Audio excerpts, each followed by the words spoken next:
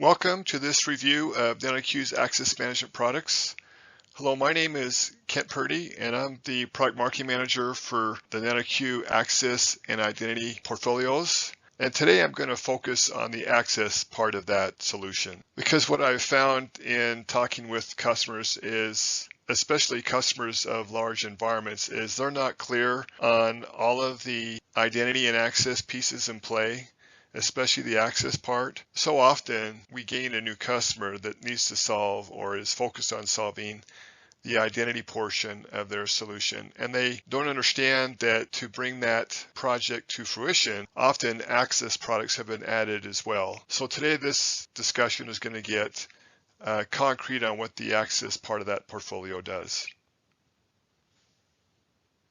Just acknowledging the fact that while this is somewhat of a siloed conversation specific to access management, that's not the way our customers think about their identity and access management problem, and it's not the way the solution should be designed. This is simply a way to narrow down the topic to something that can be digested in a fairly short period of time.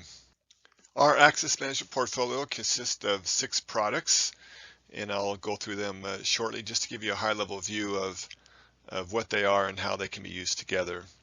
The biggest part of the solution here is out of Access Manager. It's what provides the core authentication and authorization piece for your consumers, or that enables organizations to deliver the secure experience for their users. Beyond just the authentication and authorization, it also controls the user experience, what the user sees and doesn't see. Organizations, for example, use Access Manager to consolidate a lot of disparate web services on the back end and presents that as a single cohesive experience to the end user. So Access Manager is kind of the cornerstone of this solution. Secure API Manager provides that same level of authentication, authorization, security for silicon-based devices or end nodes, right? So Access Manager is really focused on users, on people. Secure API Manager lets you leverage those same policies and capabilities for microservices and other mobile and web-based applications that need to be secured in a way that synergizes with the policies you've currently established in your environment. Well, Access Manager does have a set of core multi-factor authentication methods built in it. Advanced Authentication offers an extensive library of native integrations for a wider selection of methods and capabilities not found in Access Manager. So beyond just having a broader set of methods available for web users, it also comes with a client piece for Windows, Apple's OS X and iOS platforms, as well as Android. Secure Login is our ESSO or Enterprise Single Sign-On solution. It's used commonly in kiosk situations where multi-users use a certain workstation or device location, and it's Windows-based. Serving the platform is the risk service. While we have some integrations with Access Manager and Advanced Authentication Secure API Manager today, that will be extending across the whole NetIQ portfolio, not just access management, but across both identity and privilege as well. And it allows us to provide a much stronger and robust framework for controlling the authentication and authorization scenarios that our organization might need. Self-service password reset is just really a poor name for what it offers. It started out as a password reset tool a long time ago, and has really evolved into a self-service and automation framework used across our portfolio. For example, Identity Manager customers get a license to incorporate self-service password reset free of charge as part of a license for that. Same for Secure Login and Access Manager. And it's used, I'll talk about this more in the following slides, but it really is used to help automate common self-service tasks across our portfolio.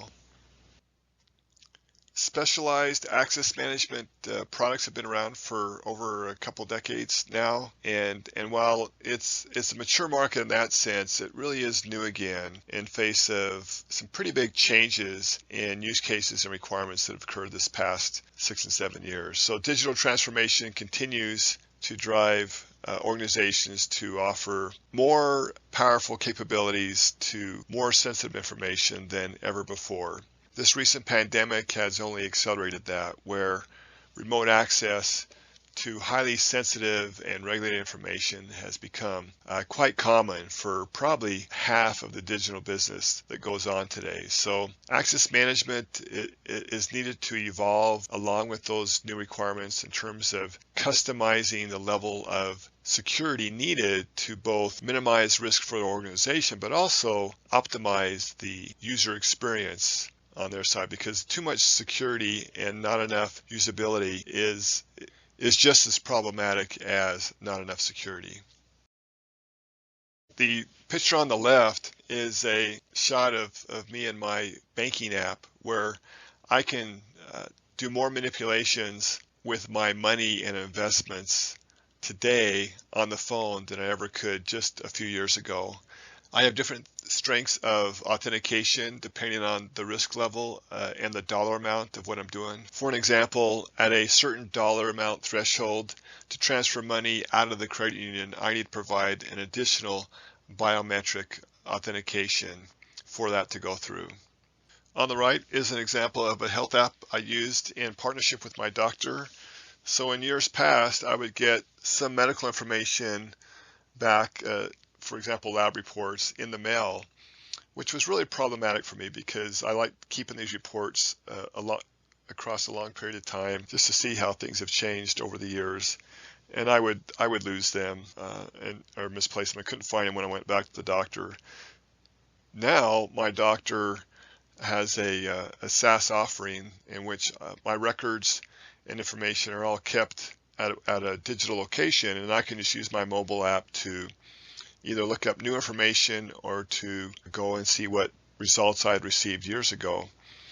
My doctor is managing certain elements of risk in his business for doing this. First of all, he needs to make sure that he's always in compliance with HIPAA regulations and keeping that information secure and protecting against breaches. But also he has to provide a service in a way that me, the patient, is comfortable working with and is confident that it's not going to be compromised. And in the middle is just an example. I have Amazon screenshot here, and just an example of all of the private information and potentially sensitive information that I keep on Amazon, and I do so confidently. The challenges and complexities I have to deal with is greater than ever, but at the same time, the rewards of getting it right is greater than ever before.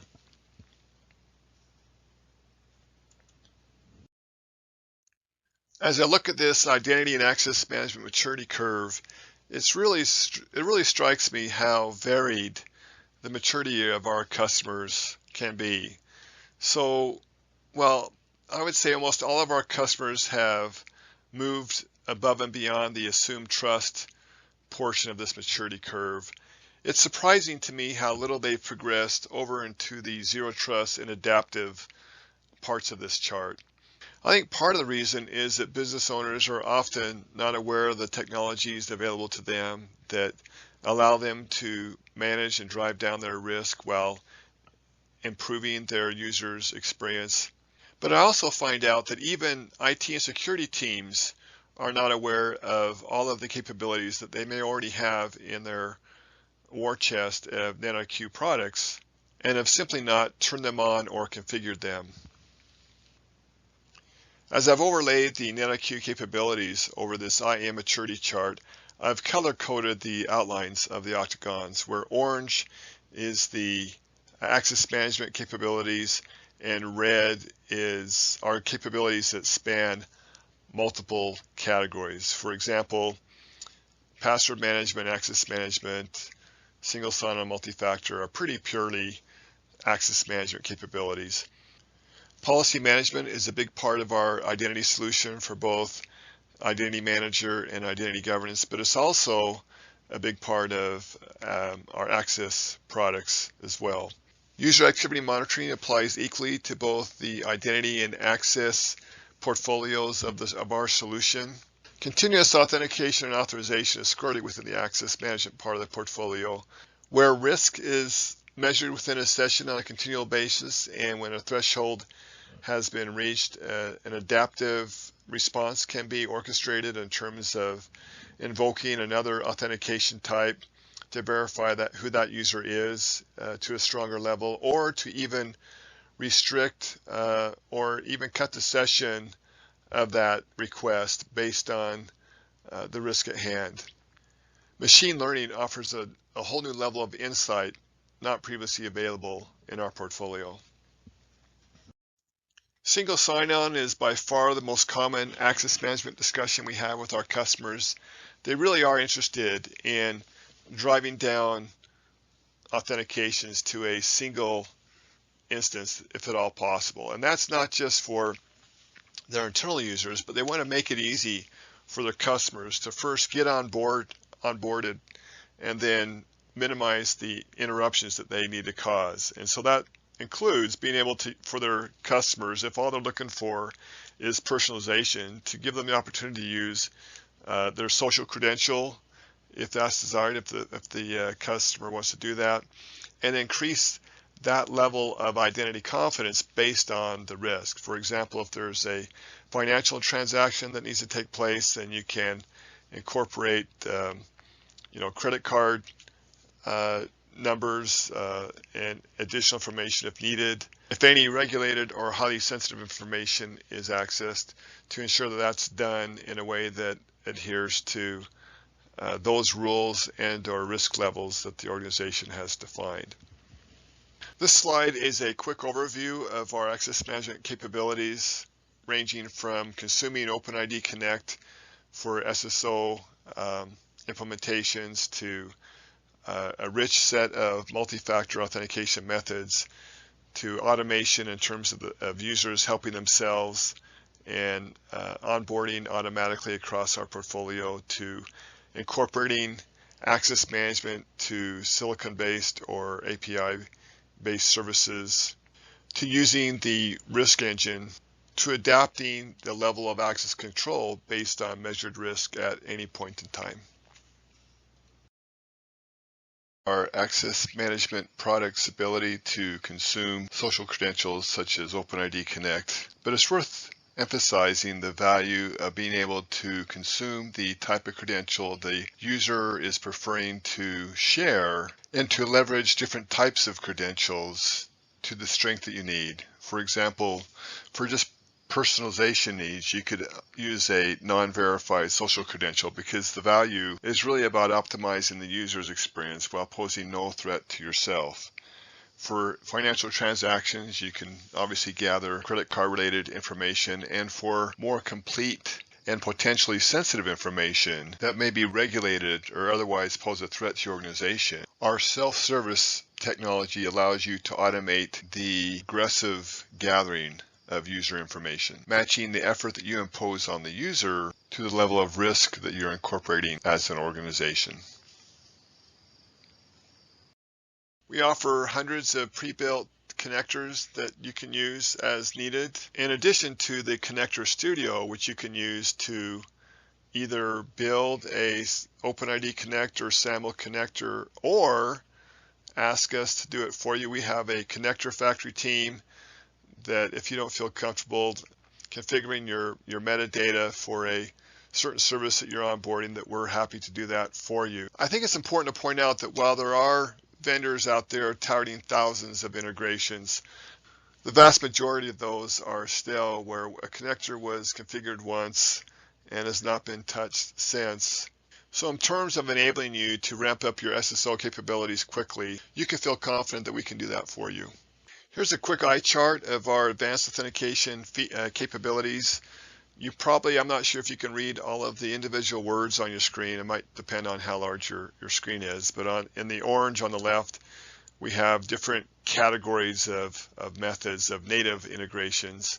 Let me distinguish that a little bit here. Well, Most of our competitors include in their method count integrations that you get from a Radius server.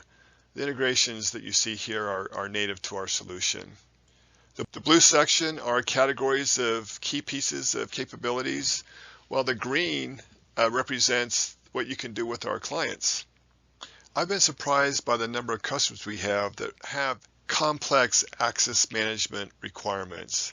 And in spite of the federation capabilities we have within the solution, that using the gateway in conjunction with federation allows them to navigate the complexities of multiple back-end systems to a single, simple experience for the user themselves. And so the right access is more than just granular access control. It's also delivering it in a way that the organization wants it presented and that's simple for the user to consume. I've also been surprised that our customers don't do more in measuring or calculating the context that users are accessing their information. In terms of leveraging information about the device that someone is using or claiming to use, or the location that they're using that device in terms of geolocation, IP address, or incorporating concrete risk calculations and integrating identity governance in with Access Manager that incorporates the calculated risk of the resource itself as part of determining overall risk, or incorporating behavior analytics, monitoring what a user is doing in the current session and comparing that to behavior in past sessions and providing a concrete risk assessment along the way. While this may sound complicated, it's amazing how simple all of this is to implement. So let's revisit some basics of measuring risk for a session. The vast majority of implementations I've seen use simple high, medium, low calculations, which is really too bad when they can do so much more. You can also see basic context metrics even before a user is authenticated.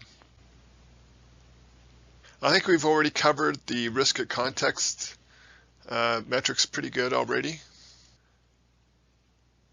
And this last category is really paying attention to the potential risk of information in motion. So while it's very common for organizations to do that initial risk assessment for step-up authentication, what we need to do more of is to make that a continual process throughout the session, because obviously the level of risk is going to change throughout that session. These next two slides are just a different perspective or view of that same discussion, where static risk is really about permissions and entitlement management. Contextual risk is really about access manager and access management. And behavioral risk is calculated from our interset technology. We do also have APIs that you can use if you want to feed additional risk-related information into that calculation. This slide provides a little bit different perspective of the same scenario, where you can see there are two different categories of risk information being fed into the engine, in which the engine drives some type of action to either maintain the session as is, to take additional steps to verify the user's identity to a higher level, to a higher strength, or to actually reduce authorization or even break the session. That does it for NetIQ Access Management. Hopefully you found this information helpful to you. Quite likely, if you're a NetIQ customer using access management products, you're underutilizing what you've paid for in delivering and securing your digital services. And if so, please reach out. Likewise, if you're new to the NetIQ portfolio, hopefully you found this information helpful as well. Thank you so much.